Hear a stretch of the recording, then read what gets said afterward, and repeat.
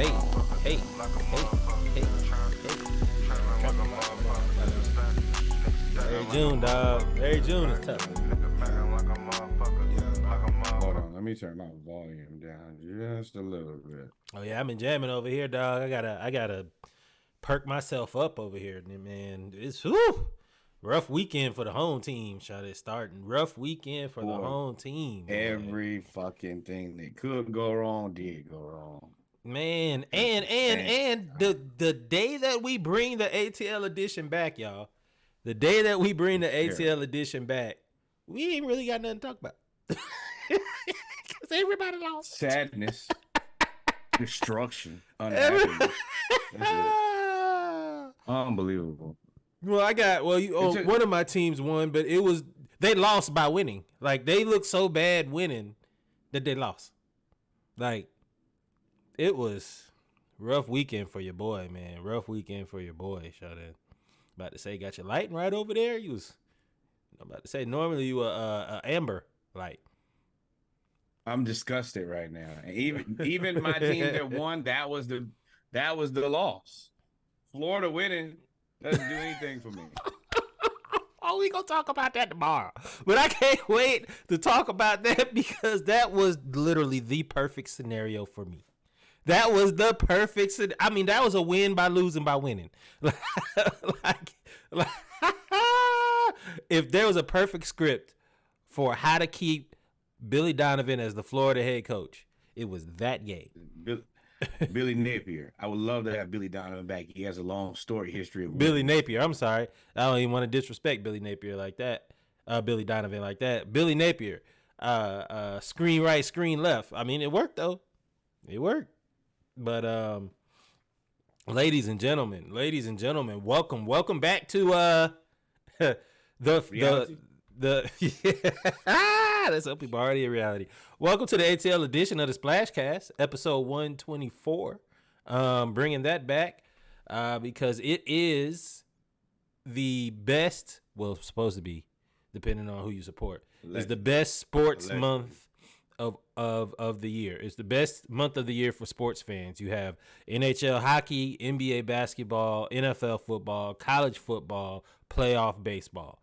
You literally have all four major sports playing right now. I So don't got none of that shit. I don't got no more playoff baseball. My team just throwing interceptions all day in oh my preseason. god, I don't got nothing, man. My life is in shambles, it's falling apart. So, ladies and gentlemen, you know, with the ATL edition, um, follows the Braves, the Falcons, and the Hawks, or we call them our oldest, middle, and youngest child. When it comes to our teams that we support, the Braves being normally the mature one, the Falcons being the F ups, and the Hawks being the young, up and coming team trying to figure out their way. So, with that Yeah, being for how said, long? How long have they young? with that Let being me drive said, this way. man, well, they got a little younger. Well, no, they didn't. Let's go ahead and let's go ahead and close out the Braves season. Um, the Braves lost to the Phillies 3-1. In Game 4. Yeah, Game 4. They actually had ample opportunity to win this game. I Then we have was 10 hits. 10 or 11 hits. We had bases loaded with Acuna up. It just wasn't our day. It really wasn't our series. Kudos to the Phillies. They did nothing but whoop our butt. We gave them a little bit of fuel. And I'm going to talk about that too at Arcia because I think the Braves kind of lost their edge when that news came out. And they got intimidated, and you can't allow that to happen. But it's over with. Historic season comes The to a season disappointing is end. over with. Uh, where do we go from here, man? I don't know. I am in a spiral because I This is mean, so sad. realistically, it's not like you say, "Oh, well, we don't have the players. We got them." It ain't. It's not a whole lot you can go get. Maybe make some moves in pitching. Looks like what Kyle Wright gonna be done for all of next season. So that kind of is what it is. But I Uh, don't really know of a whole lot of options I think you got to go or back and things. look. You got to study the Phillies and see what they put out. But you also got to go back and look at your World Series year. I think the Braves got lost. Well, not lost. We were bitten by the injury bug. But even then, when we won the World Series, we had a really strong bullpen. And we had a lot of pitchers that could throw hard. Pause, if necessary. Like they threw gas. They threw gas. They threw 95, 98, 100 miles an hour. We had all of that. We didn't have that in the bullpen this year. You know who did? The Phillies. The Phillies look like a mature 2021 Braves team. They have a bunch of pitchers. They have two aces. They have three pitchers that are good. Two aces, and because they really do have two aces, and then they have a third pitcher that sticks to the game plan. And then they have all their relievers, middle relievers, closers. They're so versatile that they don't really have just one, and they all pitch 100 miles an hour. Like the Phillies' game plan was to just overpower the Braves and keep the pressure on them the whole game, the whole series, and it worked. It worked. I know the answer. I know the answer to fixing this team. Call Heredia, wherever the hell he is. Get him and them knives and them swords back. Um, I'm like 50% joking, but I'm 50% serious. Like he did have a unique factor to be able to motivate that team, keep that team locked in together. We've had a lot of leadership changes. No more Freddie Freeman, no more Dansby Swanson. And I mean, we had a historic season, so Wow. it's not a ton you can say, but I definitely think that missing that cornerstone piece makes it difficult. I think the Braves, they, for so long in this whole season, the Braves were the team that never got razzled, right? Never got over. The moment was never too big for them. They legit looked nervous and scared to play in the last two games to go to Philly. They looked beat. And I mean, Matt Olson never got going. Arcia was awful. Mike Harris was awful at the plate. And that's my point. We had a lot of players that were trying to be the hero. For so long, we scored so many runs because, as the commentator said, the bottom of the order was the one that put the ball in play. They were the ones that get the singles, the doubles. Of course, you would have and Acuna and Albies. But for the most part, the top of our order is power hitters. The bottom of the order is supposed to put the ball in play. Arcia was mentally, he was gone. He was gone. He couldn't do anything. Mike Harris, the moment was too big for him. They didn't even the pitching, the hitting just went cold. And if you don't put the ball to beat the Phillies, the Braves have to put the ball in play. You can't just hit home runs. When ice cold, we did not have anything. We didn't look like a team that has scored the most runs ever. We didn't look like one of the most powerful offenses. We look regular. I don't think I do like the experiment of seeing what we have in the bullpen. I mean, in the minors. I do like that during the year of bringing them up, but I don't like in the playoffs taking those guys. I would have, it's easy to play Monday morning quarterback in baseball or manager after it's over, but Jesse Chavez is proven. Bryce Elder, man, you got some soul searching to do. You fell off the cliff after the All-Star break. It's like you thought the season was over. And for some reason, we can't stay healthy. We didn't have Charlie Morton, Kyle Wright, who won 22 games last year. We didn't have anybody, and it can no longer be an excuse because somebody get hurt every year. Strider. Yeah. I mean, I think Snit needed to have another coming to God meeting right before we went into the series. He's pretty good at timing those out when the team really needs him, and I don't feel like he exercised that like he maybe should have this year. But overall, it's a disappointing season, man. I don't know what to tell you. I don't have a ton of great answers right now. I'm sad. I'm hurt. Well, It was the best of times. I'm always reflective. I try to think about all the moves and everything that happened during the season. One thing that we were supposed to do, that everybody expected us to do, was to add a pitcher at the trade deadline, and we didn't. And then it came out that we were trying to add a hitter at the trade deadline. And I was like, Alex, I ain't never. We don't criticize you because you proven. But that made me raise an eyebrow. I was like, dang, you didn't even go after any pitchers. You wanted to add a hitter? Yeah, but then when you have a bullpen game and you're allowing 6 home runs, what can you do? So, there'll be some soul searching. I think we have to retool all parties involved. We have to retool our pitchers. We got to look at some of these guys that are just home run hitters. We gotta figure out a way to put the ball in play. We got to learn how to play small ball again. We got some soul searching to do, man. We can't become the Mets. We can't be the Mets to the Phillies Braves. We can't do that. The Phillies can't make us the Mets. We can't be that team. We won't be that team.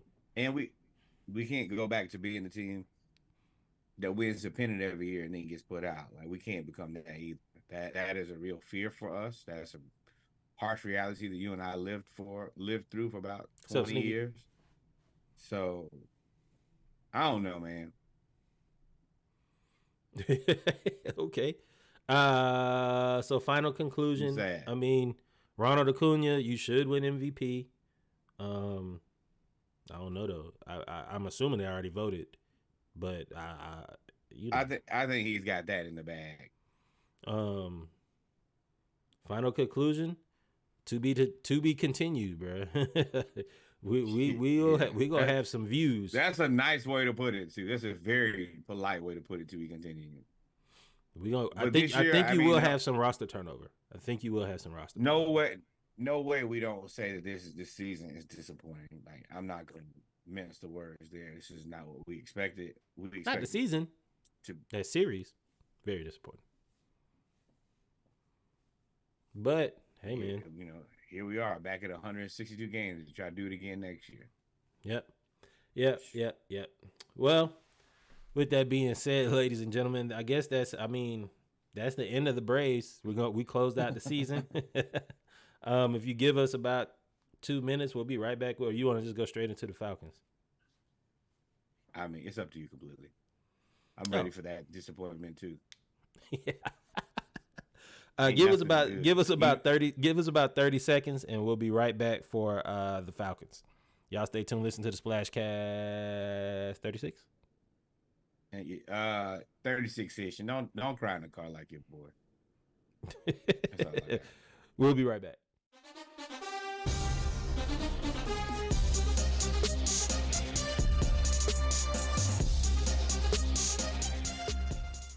Welcome back, ladies and gentlemen, to the ATL edition of episode 124. We are here to talk about. We just finished up our Braves segment, wrapped up the season. Look for more turnover. I think we're gonna have some roster turnover. Disappointed. Apple turnover, cherry turnover, turn everything over. And now we get to the Falcons. So we love to call the Falcons our middle child because it seems like they can never really ever get right. And today they play the Washington Commanders. I always have to concentrate not to say what they used to be. Yeah. Bad team. We lost to the Commanders 24-16. And what I'll say about this game is we beat ourselves. The Commanders did not beat us at all. I agree. This is extremely frustrating loss. And while we talk about this, I'm gonna have the highlights playing in the background. And for me, this is the game we could have won so many different times. But in so many different cases, we just didn't do it. I'm not and sneaky. I'm not gonna put it all on Ridder. Arthur Smith has some very questionable decision making. Questionable. I I'll need let you him. finish. I need him to answer what in the hell told him to go for two. I need some thought process. I need some reasoning behind it. I think that kind of I think that was a pivotal moment in the game. Even though we ended up losing by 8, I feel like a lot of people lost confidence after that. I think that like took the wind out of our sails. And I just think that for the most part, it just didn't make any sense. And if you go to Twitter and type in Arthur Smith, there are about 1 million people asking the same question I am. I will say I am happy that offensively they got Kyle Pitts involved. You can see that Arthur Smith is making, and that's what you're seeing right now as the highlights play for those that are tuned in. They made a concerted effort to get Kyle Pitts and Drake London the ball the last 2 weeks. I do like that. I don't, see like these play calls right here. We asked Arthur Smith in the beginning of the game, hey, in the first half, you look like you phoning it in, bro. Like you ain't even trying to play. In the last 2 weeks, including this week, we've started off fast. Kyle Pitts got his Drake London and Kyle Pitts walked us down the field on the first drive. As you can see, I believe this is Kyle Pitts' touchdown right here. And he got his first TD of the year right finally. And he looks that looks like it's unstoppable. The defense, that quarterback looks very stoppable. The defense for me is the one that it's hard to say anything about the defense because we threw 3 interceptions. But I mean, I'll let you go. Let me get my thoughts together. Go ahead. And the other part about it is the defense has played good all season. We know we got to be realistic with ourselves here and be like, okay, the defense has played great all season. The defense is not that great. It's just not. You look at the personnel, and they're doing a good job with what they got. But at the end of the day, they're just not that many world beaters on this team. And I still don't think that they played terribly. When we needed them to make plays, they made plays. We had a chance to win this game. We had multiple chances to win this game. So, but consistently, the offense just hasn't been there. So you see how like more the same. Like I actually I'm gonna walk that back on the defense because I forgot about the punt return. So they allowed 26 points, yes, but 14 of them were off of a turnover because we had 3 of them, and then another touchdown was off of a punt return that started us in the red zone. So when it comes to the defense, yes, that's 21 points, and yes, if you're a defense, you try to hold them to a field goal. But when you're constantly put behind and put with your back against the wall with Desmond Ridder, who's having these turnovers, it's almost nothing you can do. And like I said, we were playing well in the first half. It's like he in this first half when I went back and watched the highlights, he was playing okay. Cordero Patterson looked like he got hurt again, because he only had 1 catch. So it looked like, and the play calls were there. I mean, we had everybody there. I don't know why Bijan Robinson, he's very flashy, but I'm starting to notice that he is fundamentally, he's not all the way there. He's not all the way sound. That was a terrible play call. Tell me about Arthur Smith's play calling, because I didn't see the game, but everybody is saying they're coming around to us. And what I've been saying since game 1, I said, hey, Arthur Smith needs to give up the play calling. It's awful. It is consistently inconsistent. He'll have flashes where you'll be truly impressed by what he's doing. And then as soon as you're impressed, he'll do something and you'll be like, why in the hell would you do that? It's immensely frustrating. I've been a guy who's been on record in full support of this guy. I really want to support him. That's the part where I struggle at the absolute most is, for me, I want to support Desmond Ridder. I want to support Arthur Smith. I want them to do well. I want them to succeed. But I'm also very real about what I'm seeing on a regular basis. I'm seeing today, that extra point boggles my damn mind. I was perplexed. I was confused. I probably surely will never get an answer for why you would do that. there was that going for 2 was completely unnecessary. And that's the reason I chalk some of this loss up to him. Now, Desmond Ridder throwing 3 interceptions, that's not acceptable, especially the last really 2. They was just terrible. The one that kind of gave the game away, that was just you just not being patient, you just chucking the ball, and you weren't anywhere near the receiver. So I don't know what you were thinking.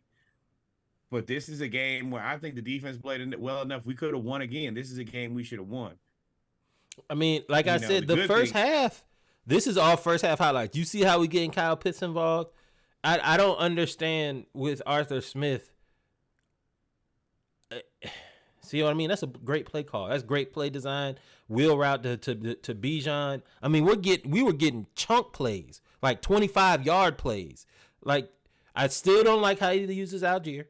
I will say he needs to use Algier a little more in the power run game. But, I mean, Desmond Ridder was wheeling and dealing. And then we got to the third quarter. Now, there is good news.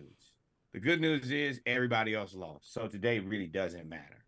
At the end of the day, the Buccaneers lost in the Creamsicles. Look at that. He had, lost. Look at that interception. His interceptions are bad. And Carolina still has not won a single game. And number one, thoughts and prayers to that organization. Number two, I'm happy that my team is not winless. So at the end of the day, it's kind of frustrating because this is a game we could have won and could have helped put us in position later in the season.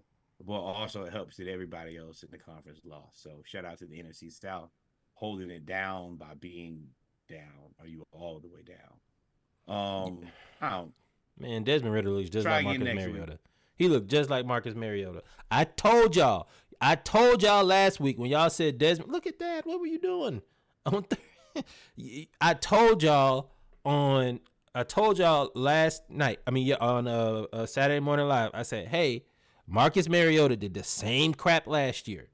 He had a good game. You said that, I thought about that, and I was like, damn, Reggie might have cursed us. But whatever it is, I said Marcus Mariota or Reggie just knew what to expect. Facts. Marcus Mariota had a really, really good game where he hit like his first 13 passes. He was like 13 to 15 for like 180 yards and 2 touchdowns, and he ran for a touchdown, and we won the game.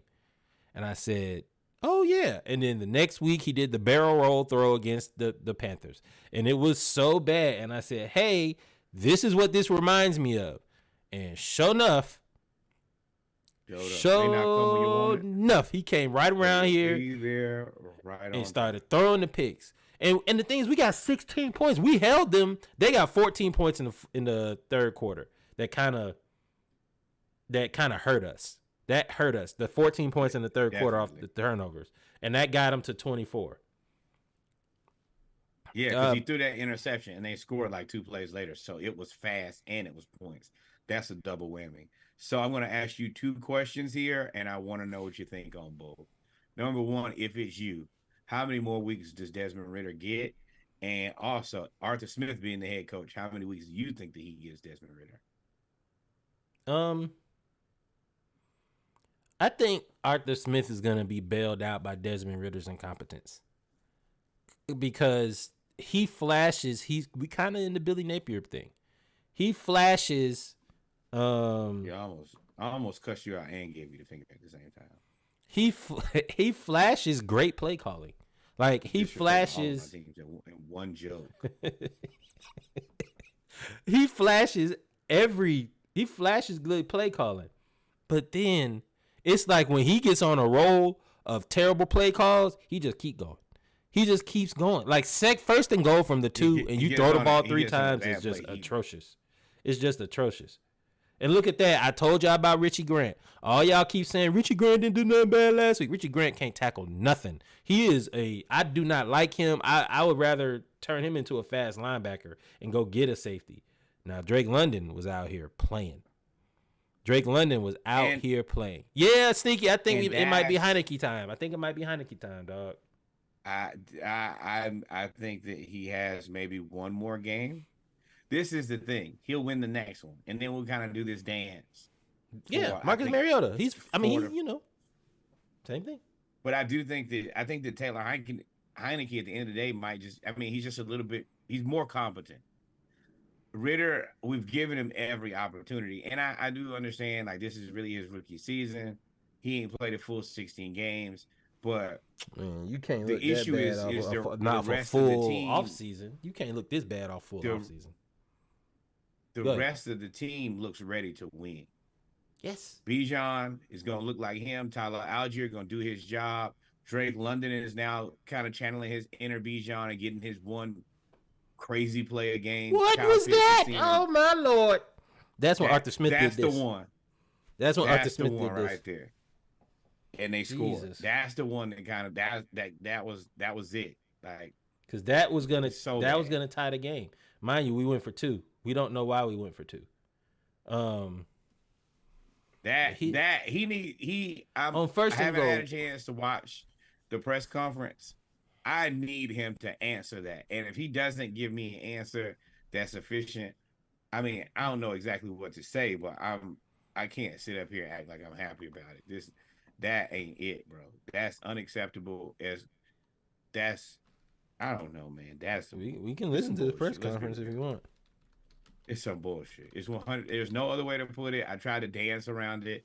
It's unacceptable, man. You know, when we're playing football, don't get cute. You know that. How many coaches have told you, hey, man, do what you do. Don't get cute. Don't start. What did Patrick Ewing say to that dude that time? Have you ever practiced that before? This is the same thing. There is not one person who is thinking about going for 2 except for your ass. Sometimes I think that these guys outsmart themselves. Like, you got a good plan going here. You kick the field goal. Sure, it doesn't get you exactly what you need, but it puts some distance from you. I've seen so much, like especially in the last couple of days, of coaches just outsmarting themselves and not doing what it takes, like the simple things. Yeah. I got the press conference up, but it's 14 minutes. I just want to see. He talks about the timeout. Oh, I'm sorry. He talks about turning the ball over.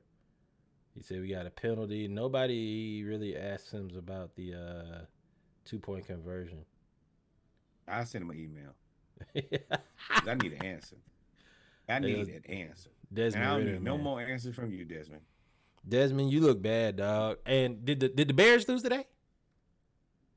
Yes. Okay, so it's still hope. We right back. Fields got hurt though. Hand injury. Had to have X-rays, but the X-rays came back negative. But we right back though. Oh, before we move on, I do want to send a shout out to, he has been a bright spot. It seems like he's been the mature guy on the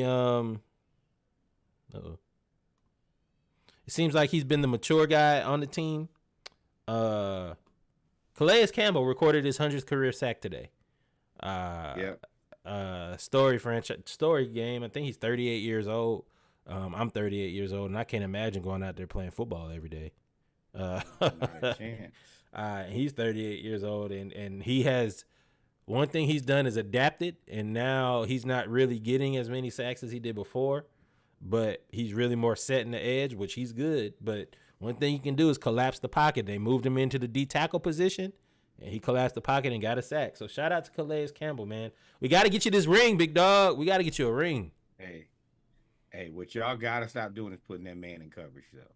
I've seen they did it again in space, and just in general, I don't ever need to see him in coverage ever again. He don't need to cover nothing but books for his children. That's it. Anything outside that is unacceptable. Age yourself. That just ain't his ministry. Kids don't have books no more, huh? They have iPads. I don't think when they had books, they had covers anymore. I think covers on your books. Yeah, but I also think that went out with Trapper Keepers. Like I don't think my sister's like 2012 high school had covers on their books. Not at all. Y'all children out here just raw dogging books. That's crazy. That's the reason we can't have nice things now. Y'all do better. Can't believe that. You gotta take care of your stuff. Ain't that's what your parents always tell you. What am I talking about? I try to take care of my team. They go out and play like this. So do you go to Taylor? Y'all. If y'all haven't figured that out, I am broken right now. So you said you give Taylor Heineke one? Lose. Oh yeah, Florida. Do you give Taylor Heineke? When do you give Taylor? When do you put Taylor Heineke in? Me, halftime the next game. If it's me, if it's Coach Norwood, hey Des, Who do we play we next? have to remember what we have another winnable game. We played multiple winnable games. That's the reason we have to cut the shit. Unfortunately, that's the harsh reality. Is we can still win this. We can still win the NFC South. I'm still telling y'all, we are going to go undefeated in the division, and it's going to be so weird that our record is going to be 6 or 8 and whatever because we're undefeated in the division. We could definitely like the season hasn't really started for us for the original. I mean, for the we play the Bucks next week. So yes, that like, the Bucks won today. They came back and beat the Vikings. No, they did not. The Bucks lost to the Lions. Oh no, that's right. Right here. Sorry, 1, 2, 3, 4. Yeah, you're right. You're right. You're right. I was about to. They lost 20-6 to the Lions. Hey, big dog, I am way too sensitive for that right now. Had they come back, you would be finished the podcast by yourself, probably. I can't handle that. No, I'm not even gonna sit here and lie to myself and say that I can. No, I'm emotionally broken. But yeah, Heineke, if Dez don't have it together by halftime next game, we're trying to go to the playoffs. We need to motivate these other guys to believe in something so that they don't ask for trades. So Dez, is either you or the team. I think you understand that the team is going to win this 100% of the time. Thoughts and prayers. You'll be a great backup. We'll love to keep you. If you want to go ahead and sign that backup contract and stick around, that's perfectly fine. But you and a chance to be a leader or to be the starting quarterback of the Atlanta Falcons, that time is come and gone. We all know it to be true. Yeah, we got one of the older rosters now because we added all these players on defense that are in win now mode. You can't. If I'm on defense, bro, you might be time for you to go. Go ahead and put in Heineke. Yeah. But with that being said, ladies and gentlemen, I'm Jesse Bates. I'm like, hey, Jesse got his money. I'm talking about if I'm Calais, if I'm Onyemata, hell, if I'm Grady, like I'm all them. I'm like, hey, now. It's time, Jake Matthews, he ain't young.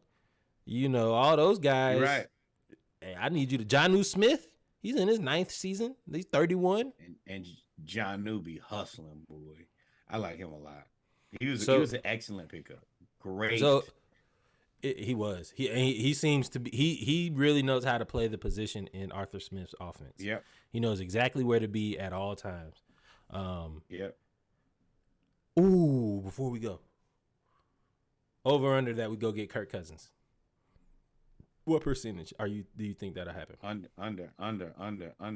Code 10. Do not go get Kirk Cousins. Do not do that. Do not. I don't want no part of Kirk Cousins long term. No. No, it wouldn't be. I mean, I don't know how that works, but I don't think it would be. I'm kind of conflicted. He ain't have really a terrible season, but he gonna want his money. And I'm not giving him. No, I'm not. Oh, I was talking about I was talking about a rental. I meant for this year, and then we'll pay you. You and Desmond can fight it out next year on a 1-year contract. Yeah, definitely 1-year contract. Everybody on 1 years, but unless we go get Justin Fields. Yes, Justin Fields is the guy I want. That injury is not good, but that injury might. I don't know because Caleb Williams looked human against pro style defense. Sure, whatever. He's still number 1. You're right. He looks human. We all have those days, but don't forget he had 5 touchdowns like the last 2 games in a row. So, about who you play? Yeah. All right, ladies and gentlemen, give us about 30 seconds, and we'll be right back to just preview the Hawks preseason. Preview the Hawks season, talk about what we've seen in preseason and where you think they go. Listen to the Splashcast 36 pack. We'll be right back.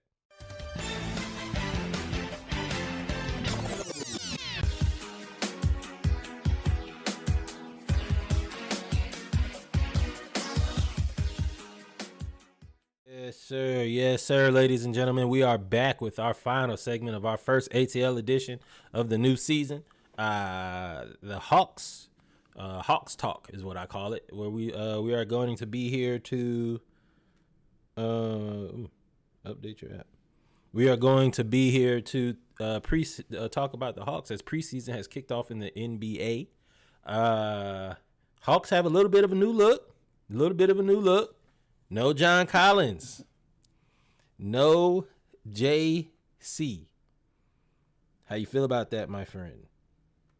I mean, you're right. It's kind of tricky because our team does have a new look, but honestly, it really doesn't. John Collins is really the only major move. Losing John Collins is really the only major move. We added Patty Mills. We added Wesley Matthews. I'm not sure how much either one of those guys are going to play. And I will hope that, they aren't very pivotal in our success. Jalen Johnson. Well, let me get to something before we get to that. I don't know what's up with DeAndre Hunter. He hasn't played in either of the games that I've seen. He's been in street clothes both times. I haven't seen anything on the injury report as an explanation on why he hasn't played. I did see that they asked him what he worked on in the offseason, and his answer was nothing. I do think his answer was nothing. I didn't see that. Nothing. Yes. I thought in the group, but yeah, he said his answer was nothing. I think that he may be a little bit frustrated because I think that he knows that they may be trying to move him. I think that I don't know exactly what any of this means. I'm trying to read the tea leaves, but they haven't really explained why he hasn't been playing. And that is concerning. I mean, because I definitely saw him yesterday. He was warming up in full warm-up clothes, and then he came right back out, sat on the bench in street clothes. And we just got rid of the whole John Collins. When you going to trade him? The last damn thing that I want right now is to be with a new guy with the same kind of situation that looms over a team. That's always in the back of that player's head. The rest of the team is like, what are we doing? It's just I don't know.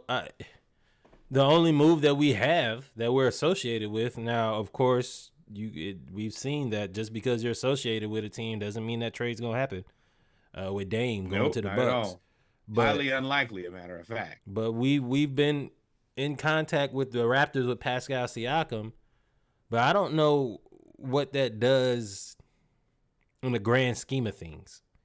Because unless you're going to rely on Jalen Johnson to be the defensive guy and let Pascal really work on offense. Because Pascal ain't that great on defense. Hunter has a bone bruise. Well, all of this doesn't matter then. Hunter's hurt again. Bogey finally played. Bogey played a game. If you saw the Splash Cast Instagram, you saw that I was actually in the game when they played the Cavaliers. So we played the Cavaliers, and what I will say from what I've noticed about watching the Hawks in the preseason is they are making a concerted effort to allow Jalen Johnson to bring the ball up the court. He is bringing the ball up the court, and Trey normally goes to the elbow, and then he circles back and gets the ball at the top of the key. But if he has an opportunity, he's going forward. And his shot has gotten better. I will say he still has brain farts. But defensively, he's a little bit more aware. Because I paid a lot of attention to him. Now, he still has the 4. If he mess up on play 1 and play 2, it's going to be play 3 and play 4. He's going to mess up on 2, and they got to pull him on out the game. And, the offense looks to have more motion this year. I think that that's a positive. I do think that I like, from what I've seen from Kobe Buffkin, I think that he shows a lot of promise. To me, is it just me or does he seem very DeJounte Murray-like? I think he worked with DeJounte Murray over the summer, or they seem to have a really, really good rapport with each other. He was basically in his hip pocket during warm-ups. They were talking, they were shooting, warming up. They were partners. So I wouldn't be surprised if he played or trained with DeJounte Murray. I think if his shot because his shot wasn't hitting at all while we were there, and then in the fourth quarter, him and Forrest went crazy. But if his shot can go down and he could consistently hit the mid range and the 3, he's kind of dangerous because he's kind of difficult to stop going to the rim. He's just got to make better decisions when passing the ball. I like him. I like Muhammad Gay. I don't know how much he's going to actually get to play because the front court is kind of good. But I think that having him as another option is strong. We've seen Trey a lot off the ball in preseason. I hope this carries over to the regular season instead of kind of reverting back to what we just do as an offense. My major concern is not on the offensive end of the field, though. Of the ball. My question is, and I think that we played the perfect team for us in Cleveland, who doesn't really have a lot of jump shooters. That we'll get to that when we preview the NBA season. They got some soul searching to do too. They got to figure out what they want to be, and it all hinges on Evan Mobley. Well, this is the thing that I told y'all last year, and I'm going to reiterate this year. Evan Mobley, it can be good when Josh Allen is there. Can you hear that in the background, by the way? Allen. Can you hear that in the background? No, I cannot. Okay, good. But Jared Allen, excuse me. When Jared Allen is there and playing the 5, Evan Mobley can flourish. He can kind of float around. He can protect the paint backside, kind of very similar to what John Collins used to do with us, just like Clint Capella. But when he is the guy who has got to play the 5, he's going to get his numbers, but I don't think that they have enough to stop everybody else from eating how they want to. And I think that's mostly what happened. You can't stop Jalen Johnson, Clint Capella, Onyeka Okongwu. Hell, even Bruno looked pretty good. Bruno he's figured out his niche. All he did was he just got in the gym. He added muscle, and he plays a little more in the post now. Yeah. But he knows his role, and like kudos to him for identifying, hey, this is where I can have the most influence. I can be kind of a veteran guy who I have no issue with him playing in a pinch for a few minutes. I think that he likes playing in Atlanta. I think that he has the he has the enthusiasm. I think he's a good locker room guy. I think that he checks all the boxes that we need. My only concern with this team is defense. And we lost John Collins, who's one of our better defenders. He was a great communicator. We did not replace him with anything. And I know that, Jalen Johnson is going to play better. But I still think that there's a pretty wide gap between where Jalen Johnson will be able to play this year as far as defense and where John Collins was at as far as defense. And that's concerning to me because we were basically running back the same team. And a lot of these teams have gotten significantly better. Well, I think defensively, Jalen Johnson gives you a little bit more switching ability. I think Jalen Johnson gives you a little bit more switching ability. So I think he can guard pretty much the 1 through the small 4. I don't know if you get to put Giannis at the 4. I think he can still bother Giannis, but I think you'd have to go Okongwu at that point. But Jalen is also a really, really, from what I've seen, he uses his athleticism on the boards. He gets to the rebounds and he jumps over people and he can dunk on you. Yeah. He looks like, and he can dribble. John Collins that can dribble, and he's starting to shoot him and Okongwu. Okongwu and DeJounte Murray had a 3-point shooting contest pregame, and it went 4 in a row. And then he missed at the end. And both of them are hitting. Jalen Johnson hit 2 in the game. And Okongwu hit Clint, 2. That's gonna be what gets you fired, because we want to play 5 out. We've kind of been doing a little bit more of that this year, but at the end of the day, you know that Clint is a non-factor if he's not right there at the rim. You don't have to hit a ton of shots to Okongwu. You just have to be a legitimate, like, okay, he can hit this if he's wide open. I don't think Clint's gonna be fired though. This is why I don't think it's gonna be fired. We don't have a lot of height. After him, that's it. We don't have anybody over 6'9", other than Clint Capella, maybe Muhammad Gay, but I mean he's just not. From what I've seen, he's not ready. So yeah, Clint is gonna play. I think that I think everything that I've seen gets us us trading him. We get a center back. We just don't get Who? a guy at the quality. I just saw something for Clint Capella. Oh, that had Jalen Johnson going, but we got Derek Lively back and From the somebody and a Mavericks? first round draft pick. Yes. I don't want to lose Jalen Johnson. Who would you put? Who would you put at the 4? You would trade away both of your 4s for Derek Lively? At that point, you traded away both of your 4s for Derek Lively. That's what that turns into. I mean, you would get a first round pick and you got one of their other bigs. No, oh, that one came with Tim Hardaway Jr. So you would probably pay Sadiq or Hunter as a small ball four. Sadiq looks good. Sadiq Bey looks He's good. strong and fast. And he can On finish with offense, contact. he is tough. He ain't no slouch. Now, defensively, he be getting whooped. He be getting cooked. That's a whole different problem. But that's my honest confusion with everything is the offense. We got the second best offense in the NBA. Why are we focused on offense when defense is where I think we have? Well, I know we have the most room for improvement. I don't understand that. I really hope that Quinn Snyder is not.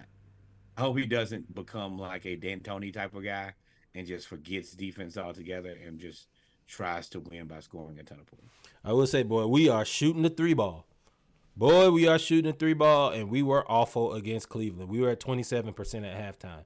Now we ended up getting it going in the second half, but I saw a lot of bad 3-point shots. I saw a lot of bad decisions. It is preseason. Maybe this is why you get that out of there now to try to perfect things. I can see that we're still learning the offense. Have we still need to work on our spacing. Have we ever been a legitimate 3-point shooting team, or do we just shoot a bunch of threes because we have Trae Young and Kevin Huerter, and we've had I mean, you talking about with Trae or before Trae? I question the reason I asked the question is I'm not sure if we've ever been really that good at shooting threes. I think we've shot a lot of them, but I don't think that we have anybody who's really above maybe average from 3. You talking about this team or in our history? I'm talking about in the last like 4 or 5 years. I don't think any of those teams have really been. No, I mean I think Huerter could have been, but we got rid of Huerter. I think Trae and Huerter were supposed to be the 3-point shooting duo, along with Bogey coming off the bench. And I think the way that they had it constructed, that John Collins and although they stuck John Collins in the corner, I would have liked to see John Collins and DeAndre Hunter as your post and mid-range guys, which DeAndre became the mid-range guy. He just never passed the ball. And then you throw alley-oops to Capella. But, of course, you could speculate that there was locker room drama, but for some reason, they just would not pass John Collins the ball. And, you know, and then when he got the ball, it's kind of like he pressed. And he had to do something now that he finally got the ball. And he suffered. Yeah. So, I don't know if that team was constructed once you got rid of Huerter and didn't really bring a lot of any better 3-point shooters in. I think Sadiq Bey can shoot the 3, but I don't think he's a better 3-point shooter than. I don't think that was an upgrade over Huerter at 3-point shooting. You know, you brought in Patty Mills. Patty gonna get cooked on defense. Patty got mollywopped on defense. Patty Mills, Coach Rondo. Every year we do this. We go get Coach Rondo, and I don't understand.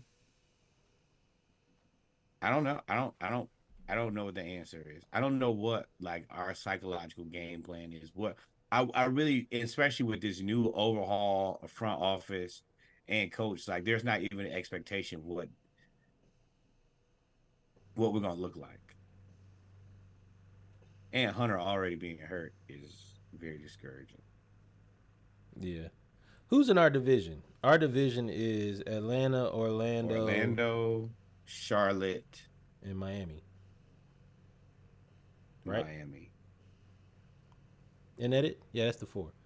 So, I mean, I don't know what Miami's going to do. I think Charlotte will give us problems. I think Orlando will give us problems. I think Charlotte won't.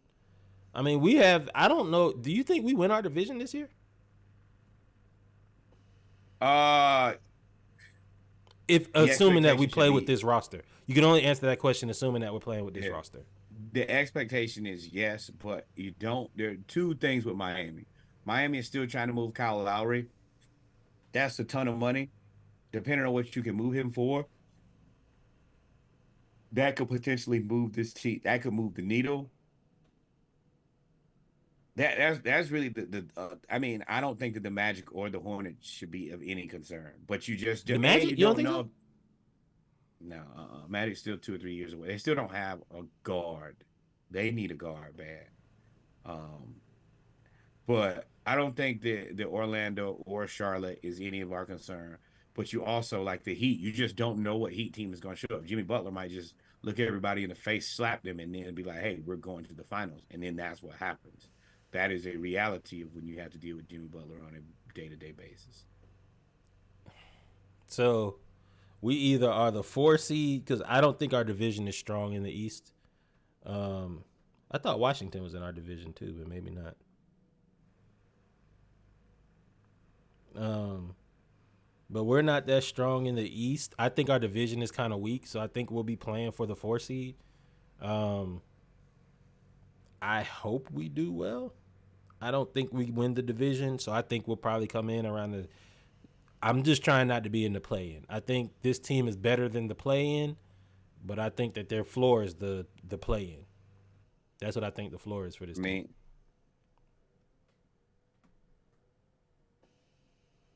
Hmm?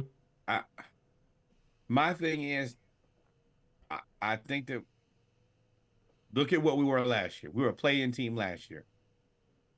We ain't We got ain't no better. changed nothing. Yeah, we I don't. haven't I gotten don't. any I better. think. I think it's an unrealistic expectation to not change anything and then think that we are suddenly better when I mean let's go down the teams that you know are going to probably be better than us. The Heat, until proven otherwise, I can't explain it. It's just life. Uh Miami, Boston, Milwaukee, think Chicago. Not Chicago. Boston, yeah. Miami, Boston, Milwaukee, uh Philly is a trick bag Philadelphia. situation. Unsure. Uh it's one more. Is it? Oh, Cleveland. You think Cleveland's better than I us? guess I think that Cleveland should be better than us, I don't think but so. I don't know. I don't think so. Cleveland has Evan Mobley, has a Cleveland goes history. as far as Evan Mobley goes, and I don't think Evan Mobley can carry that team and make them better than us. I think Wait! Don't realistic. forget about Donovan Mitchell. Don't forget about Donovan Mitchell. I think Donovan Mitchell is good and he will score his points, but they're still a small team.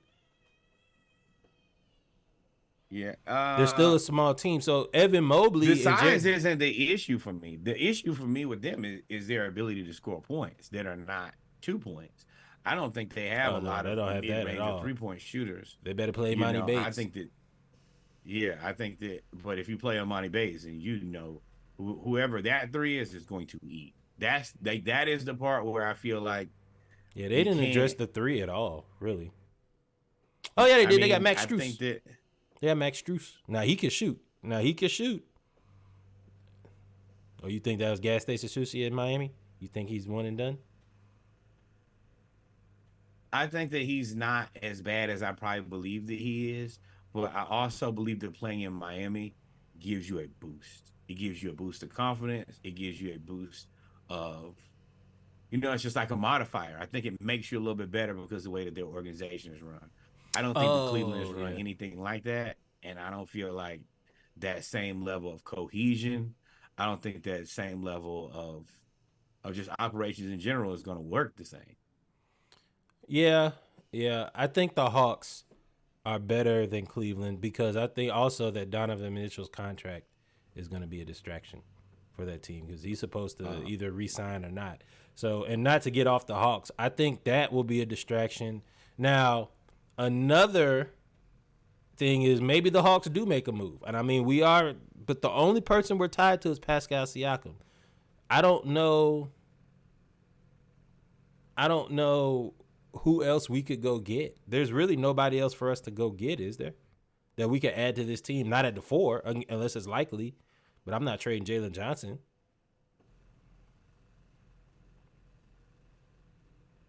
Yeah, and Jalen Johnson, harsh reality, might not be the start. I don't think he's the starting 4. I think it's probably gonna be DeAndre or Sadiq or both. Like Yes. 1, 2, 3. Sadiq at the 3, DeAndre at the 4. DeAndre at the 3, Sadiq at the 4. I that's the other part is we got to figure out. Contract wise, Okongwu that still has to come to resolution, and Sadiq Bey too. We traded 4 seconds for him. I don't think you trade 4 seconds for him and then play 2 series. Seconds ain't. That ain't. Yeah, but that is no. But that is one player. I think that Sadiq is probably the 7th man on our rotation, and you got to replace that time. It's not the seconds as much. 4 seconds is an investment, but also you got to find another guy to replace. And we're like AJ Griffin, where does he fit into all of this? We have a bunch of guys who kind of play the same position. Plus, you added Patty Mills and Bogey. That's like an 11-man rotation. Who does? I don't think that Patty Mills plays at all.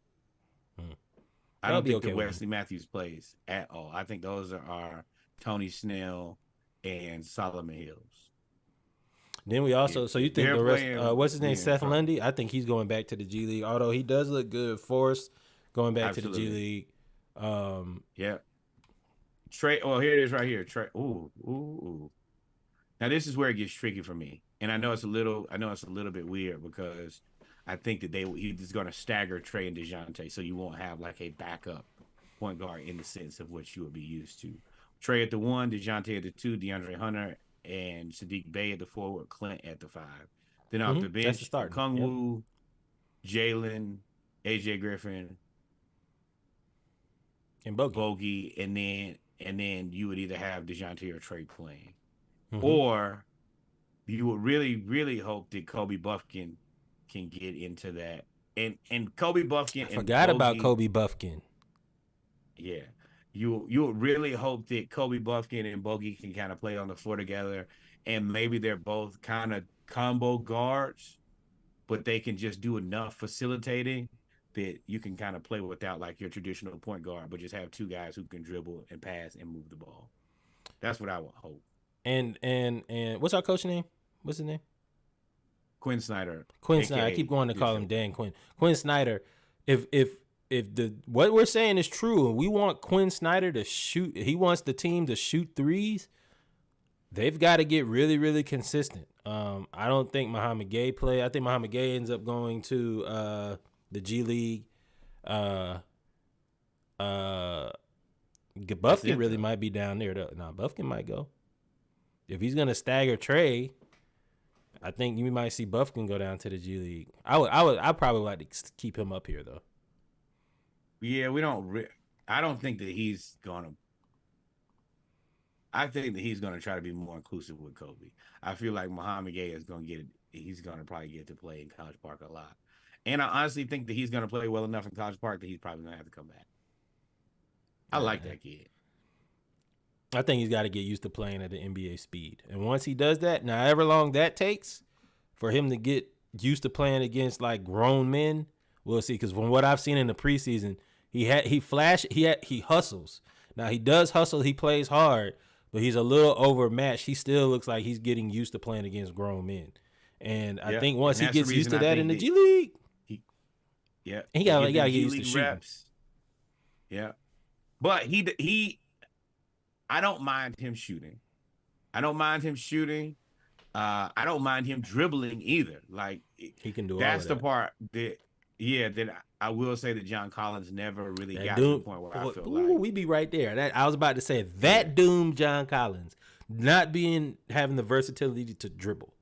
That is like, well, we can't have 2 Clint. At that point, you're a more athletic, better shooting Clint Capella. But you still gotta. Correct. But you gotta be able. Everybody we have outside of Clint and Okongwu can pretty much create their own shot. I will also say that I'm not sure if we put John Collins in the best offense to figure that out either. I think that we could have done a lot more high post stuff with him, and maybe you can't dribble, but you can hit the short roller on the pass. Like there are different things that you can do offensively besides what he was doing. And I don't think that the offense that we were running was really uh that didn't really help him. The way that we had him in the lineups that he had, it didn't work. But I'm interested, but I'm trying to have realistic expectations about what my team is. I know what you were last year. You mostly were, over the offseason, more of a subtraction than an addition. I have to be realistic with myself and say we're equal than or less than what we were last year. And that doesn't make me feel great at all. Unless, and this is our final point. The more we talk about this, the more I'm really think about it. If you think about Quinn Snyder's offense, you always have somebody that's supposed to be the microwave, the Jordan Clarkson. Yeah. Do you think I can see that being Bogey? But I wouldn't mind seeing Trey in that role. Not saying you come off the bench, but like when we go to the bench, you stay out there and if you play, you get everybody involved, but that's your time to do your thing. When we have all our starters on the floor, I don't really want to see Trey ball hog. But when it's him, AJ Griffin, and everything, I want him to go into street ball mode of like getting everybody else involved, shooting, attacking the rim. He's a problem when he decides to attack the rim. He is the best facilitator in the NBA. If he wants to it's the same conversation. All of this is the same thing we said last year. Yeah, it looks great when he plays off the ball. He's the best facilitator in the NBA. We just got to see that on a regular basis.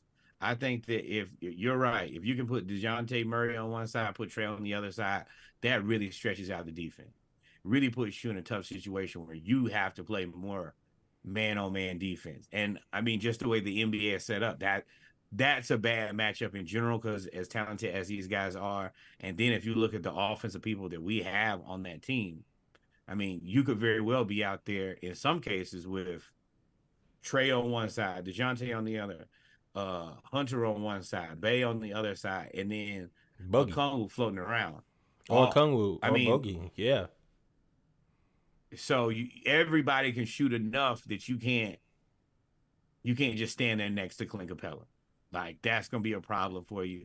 And realistically, it's gonna be much easier to isolate, and you would think shoot free throws. Because once we get in man on man, and you're not either trying to dig on the big or help trap Trey, then yeah, it's one-on-one basketball.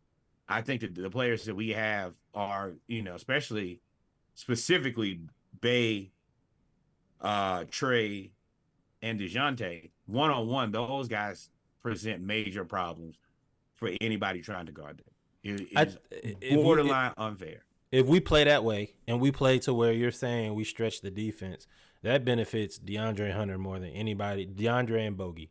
Those are our mid-range guys. Those are the guys that like to dribble and shoot off the dribble in the lane versus or shoot off the dribble from the 2-point instead of the 3. Bogey can do both, but DeAndre prefers to do the 2. If you can do that and open up the floor for DeAndre, I think that unlocks him and it allows him to work. It's kind of like because he worked with Melo last year, and you could tell he worked with Melo. Didn't pass the ball, but if you be able to then run plays for him because he's not the easiest to stop when it's just him versus somebody. You normally have to help. He's pretty strong. Everybody can do their own. Now that is the thing that I will say. Create your own about shot. Not having John Collins on the floor. Everybody can do their own thing, kind of at will. Now, of course, from there is more matchup based. Hey, this might not be the best matchup for you tonight. You still have the versatility. I do like how they kept that. You're right. They kept the versatility of the thing. But you're right. They definitely create their own shot.